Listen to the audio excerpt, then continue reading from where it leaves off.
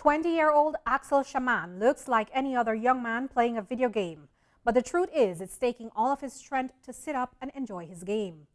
Axel has been in a fight to survive ever since he fell sick in May of 2019. He was suddenly diagnosed with a blood condition last year. And now, a year and a half later, he's no closer to getting better. Edwin Chaman is Axel's brother. He has this kind of blood problem that no matter how much time he actually gets blood, medication he gets, his blood level never goes up. It does go up, it does go up at some times, but then in about a month or 3 weeks time, it goes down again.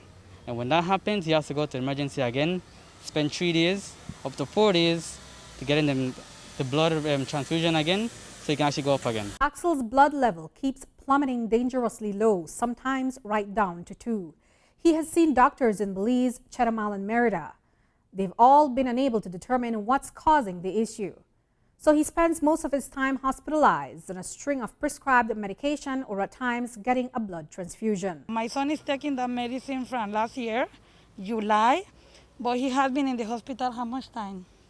Well, we kind of lost count because most of the time he's been in the hospital and barely any time at home. It's the only time he's actually at home right now because of COVID-19. The doctor explained to us that most places right now, they don't know what can be the cause or what can be the problem that actually has this.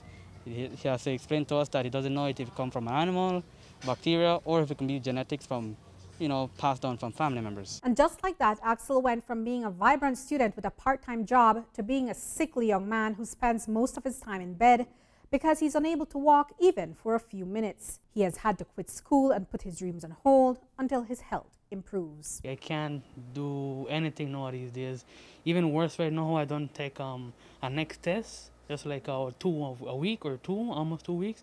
And my blood just right now dropped again to 4.7, and that's extremely low. And now I can't walk that far distance, like right here to the front gate, I cannot. And how I'm feeling about all of this, this of a tremendous hit to me. I lost, I can't go to school anymore. I basically became a dropout, and I cannot have my education again, and I lost that.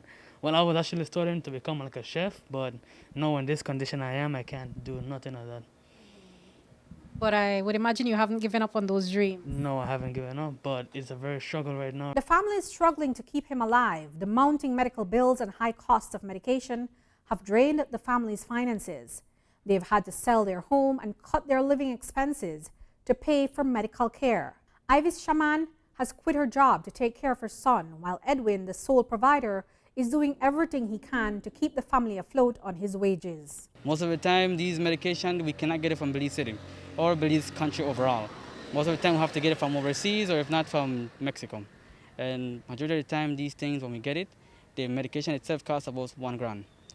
From besides that, we have to pay for the additional shipping and handling.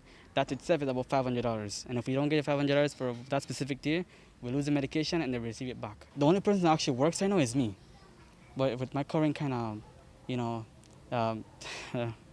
my current kind of money that I receive every week from my job can actually cover everything. Because it's not just me, it's not just one medication he drinks up to at least 7. Now they're seeking the public's help to try to get Axel to the USA for further medical tests and treatment. It's a doctor's recommendation, but one that they simply can't afford.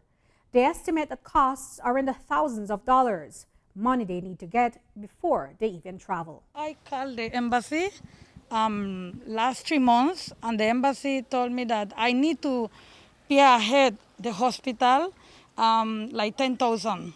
10,000 just for have the bill already from the hospital. The hospital tell me last time, if they treat Axel in Los Angeles or whatever, if it not get better, what you do? You spend money. This is the answer that I don't have, because Axel is my... Are you scared that if he doesn't get the treatment that he'll die? Yes, we are. The doctor said that he no one lied to me, but it's hard for me to explain. Reporting for News 5, I'm Andrea Polanco.